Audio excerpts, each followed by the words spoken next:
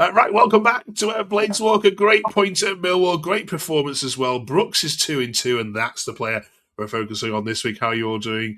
Hope you are well. A solo effort from Shax this week. We've got no Connor and no Dan, so all pressure's on you, Shax, this week to talk about just how good Brooks is. That's where we're going to start. Neil says, first name on the team sheet, sign the paper, Brooksy lad. Just how good is he, Shax? It's come on. That saying, it's come on leaps and bounds. It's written for Brooks this season, last season, and probably season before. I think what Premier League season when he broke in, it were difficult in that, and then last season he was kind of finding his feet. But this season he's just. I went to Watford away last season. They were best player on pitch, and I remember me and my dad and my kids like saying, if he could just do that. Like 2-3 times in a row. What a player! Well, now he's doing it every game, and he has become that. Like that tweet said that he is the first name on team sheet. I mean, his competition in Chong is not an odd Benny. Don't get me wrong, that's not brilliant, but that's not taken out away from Brooks. He's probably making them look even worse than what they are. He is really playing well, and with Siriki on that right hand side, they're just like telepathic. I think that's the word. I mean, Brooks seems to get to edge of box. His man comes and closes him down, and then Siriki's already made that overlap.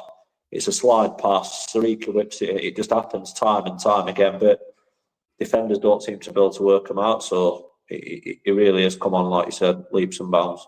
Yeah, I mean, that game against Millwall, many are saying that actually probably it's one of the most complete away performances of recent. I know it's only a point, but actually, I mean, you could have taken two, couldn't you? So you could have taken all three.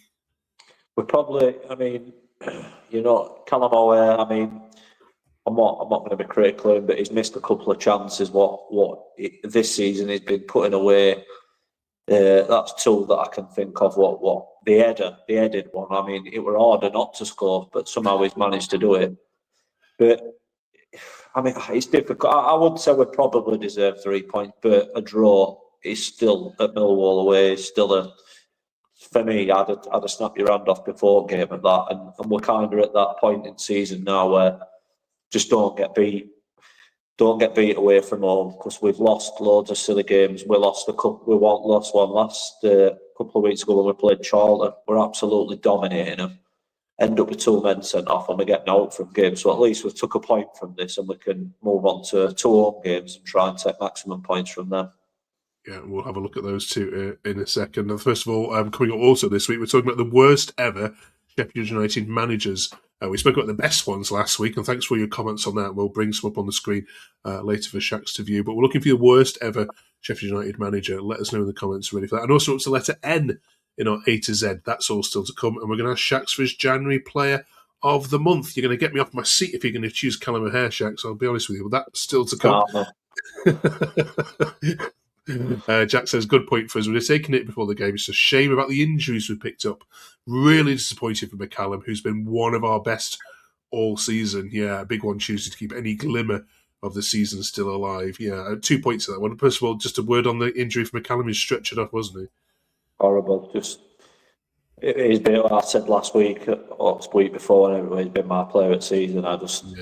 He's just been brilliant. Every time I see him, he's like a 7 out of 10, like a minimum. You know what I mean?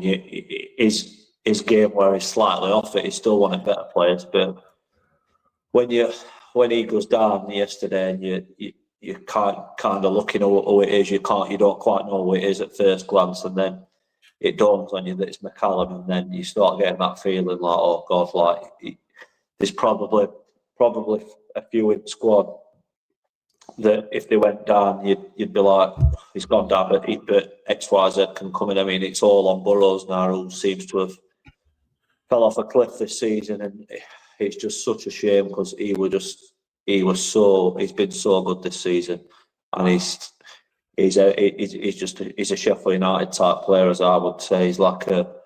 He's old school, he's aggressive, he's up front foot, he don't shy away from a challenge, but he can get forward. He's his long thrower. He's probably his best player in air. It's just going to be just a massive loss that I'm just hoping, fingers crossed, that it's not going to be too serious. But I mean, when he's going off on a stretcher and gasping for oxygen, then I can't see a way how Wilder's going to come round and say, oh, you know what, it weren't that bad, he can play Tuesday night. It just, all signs point to end of season, which is so unfortunate. Obviously, send all our good wishes, of course, to Callum as well. You mentioned Burrows there. Is he improving? Not for me, yeah. I mean, it's just last season, like I said, it was good, but this season, I just don't know what it is about him. It's just not McCallum. I can't even put it in. Going forward, he's not so bad. He's had a chance at a shot yesterday, and he just sort of like it's tame. He's not. I don't know. Maybe if you had three at back and then there's a wing back. I don't know what Peterborough used to play like. I don't know if Peterborough played like three, like Sheffield United used to when we had overlapping centre backs. If you like, if you can sort of bang him right out wide and sort of forget about him, then he probably would go back to being decent. But in a four, when you're asking him to come in and cover for that centre half, not for me. He's just not strong enough, not big enough, not aggressive enough, not on front foot enough. But I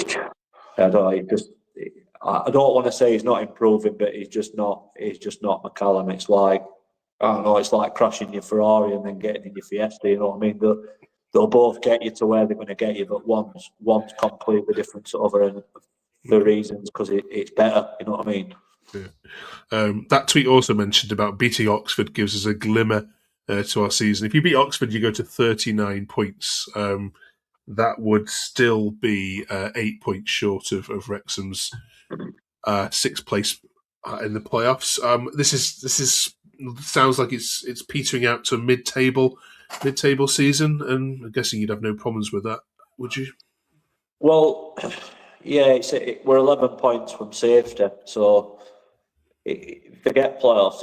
Once we've achieved that, which don't forget when we were 6, 7, 8, 9, 10 games in, that's what our target were, to just not be relegated. And I've gone from one of them blades that thinks we were going down, which looked like we were going to just probably going to be mid-table. But I think if we can I had a quick look at his fixtures towards the end of the season. I think we play 5 of his last 8 at home. As next 2 games are at home, and home form's going to be key. I mean, if we do what we did to Ipswich in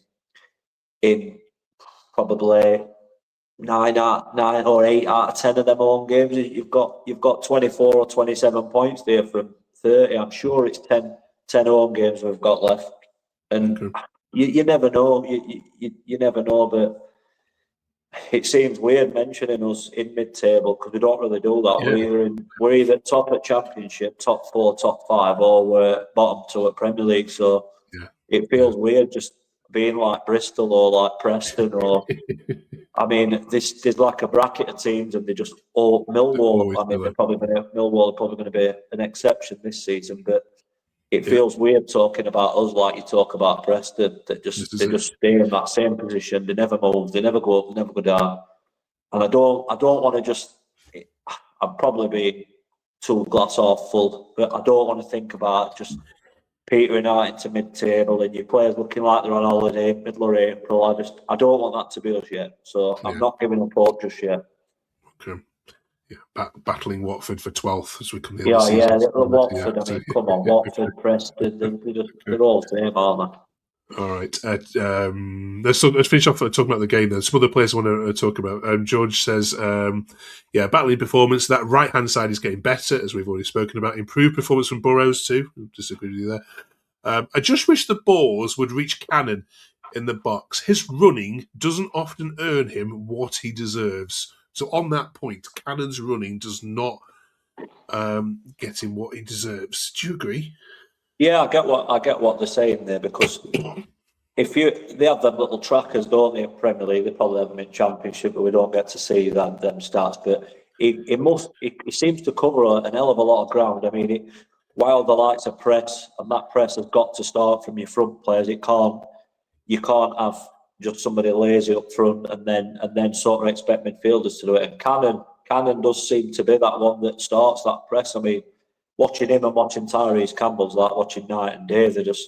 you've got Campbell strolling around like he's on a beach somewhere, and then you've got Cannon, who's he does seem to whiz in and out, and he seems to close that. He makes it hard for defenders and goalkeeper to get that first pass away. So I do agree with that. Yeah, I don't think his goals record sort of suits the effort that he puts in. If that's fair enough. I mean, earlier on in his career, I just thought I just thought crap. Just get rid of it. Even a month ago, I'm thinking just get him on M1, get him anywhere you want. But now, I do think, especially alongside Bamford, they're the two that I'd pick.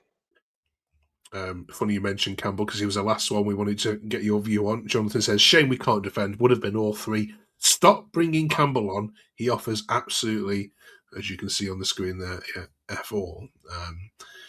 I presume you agree.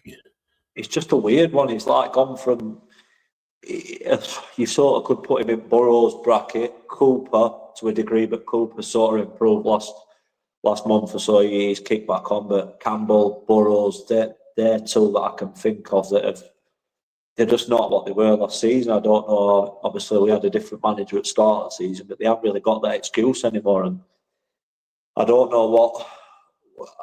I mean, I do see odd post about Campbell is lazy and stuff like that, and I can't disagree with him. He looks overweight. He don't seem.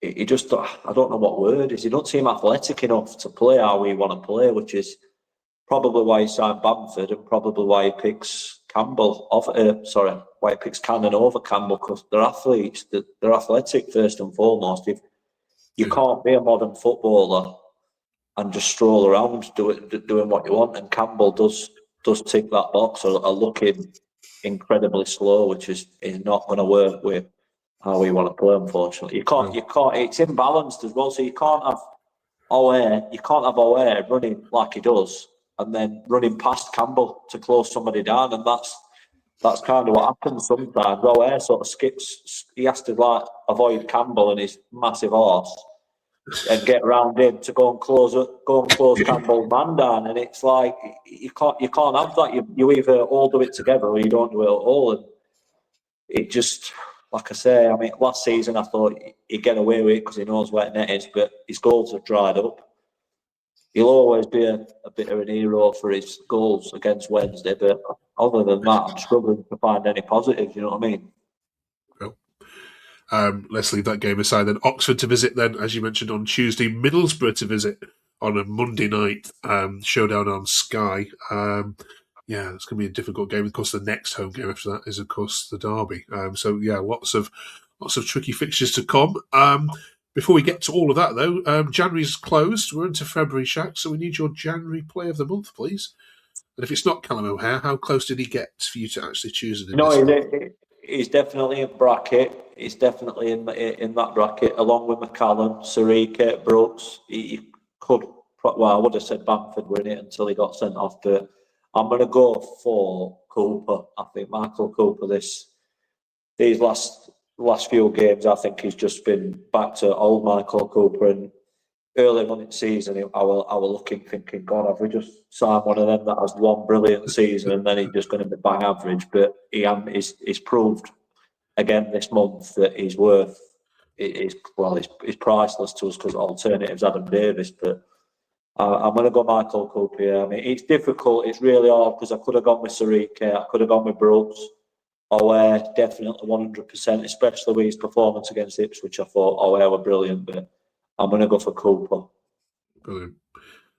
Thanks for your comments last week on that, and just tying that in.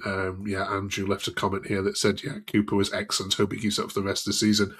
We're growing a nice little community here. If you haven't yet subbed, please do so. We're only looking for 40 more subs before we get to 1,000, which is amazing given the length we've been going. It's the shortest Sheffield United podcast you'll find on the internet, and we're very proud of it. So thank you for being part of our little community over here. Of course, as you know, you'll find ones that go on for hours, but ours is just 20 minutes each week if you can squeeze that into your life. Shax, we also had this from Lee, who said, it's a bit left field, but the football under Nigel Spackman was superb. Because, of course, last week we asked you for the best manager who brought the best football there before it was ripped apart. And the worst manager is a toss-up between Heath and Weir. We'll get into that in a minute. And thank you, Chris Shackleton, who also said M was from Montgomery as well last week. That's excellent. First of all, Spackman's football, has it got a point there or not? It was just, it was just as I started watching United, but I do remember it were good.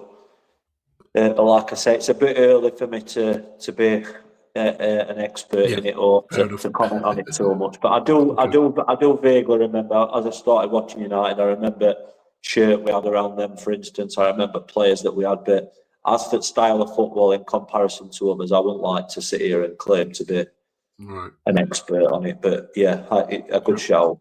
Right, Lee, we will trust your word on that one. Well, the worst manager then for you, Sheffield United, in terms of style of football? We've got a few, so I'm going to just go with, obviously, anybody born before me or anybody from 90s backwards. I'll leave that to them in comments. So I'm going to go from then on.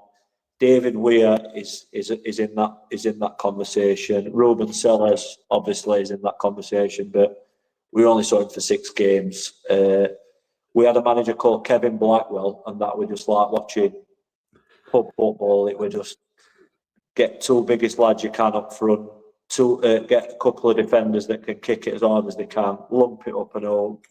But I will say under Blackwell, we did have a bit of success. I remember him taking us all from down near bottom and getting us up to, I think we missed playoffs on last game, something like that. So maybe not too bad. So Adkins, Nigel Adkins used to irritate life out of me. Just his football were crap. And I mean, you listen to him at end of games and he's talking like some bloody jumped up librarian talking about all the things he used to come out with in interviews. Like, he was like one of these bloody, I don't know, like a Jesus Army or something. Like, talking about, the sun's shining, we need to look. He just drove me insane, Nigel Adkins.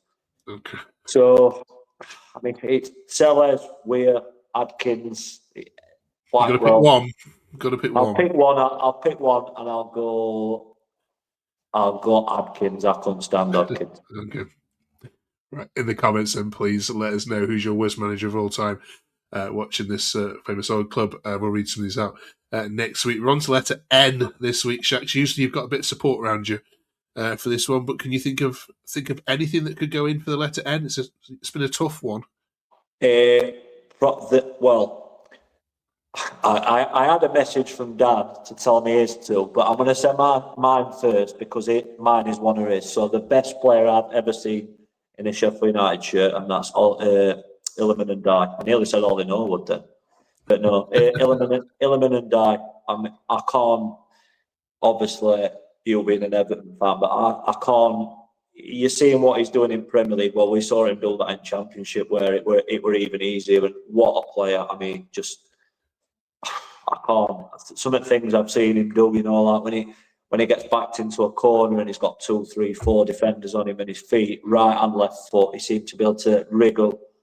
He could do kick-ups in a phone box. He was that. His close control was just unbelievable. And a goal against Blackburn at home where he come back just inside his own half, slid one ball, turned round, took 3 players on bottom corner. Fulham away when Fulham were absolutely flying. We beat them 1-0. On a Monday night, I think it were on Sky, and he literally started near his own penalty area, slalomed his way through and scored. Ollie Norwood, the other one of Dan's, so they were Dan's two and Dye and Norwood. I was never a massive Norwood fan. I always thought he was a bit boring, a bit negative, but then I see that we needed somebody like that to knit team together. So you could have Norwood in there, but for me, I mean, it's got to be an Illiman and Dye. It's got to be. Fully 100% support that with my blue tinted spectacles on. Absolutely. Yeah. Now, next week, the team are going to run into a bit of a brick wall with the letter O. So we're going to let them put in overhead kicks. If you can remember a bicycle kick scored by a Blades player that's hit the back of the net so sweetly that you'll stick in the back of your mind, put it in the comments. Who was it? Who was it against? When was it? We'll read some of these out next week and hopefully get them off the hook if they can't find a player beginning with O. Otherwise, O'Hare is going in, Shax, okay? Deal? Yeah, I'll deal with that. Brilliant. Thanks so much, Shax. Great solo effort this week. Thank you very much for watching. Of course, do drop us a sub if you haven't yet done so already. It's great to have your company with us. We'll see you after a massive week for the Blades. Yeah, 6 points on the line. Oxford and Middlesbrough, we can do it. Slightly delayed show next week because, of course, the Monday night game, we'll be recording that post on the Tuesday, so watch out for that. So join us for that as well. Thanks very much for watching. Have a great week.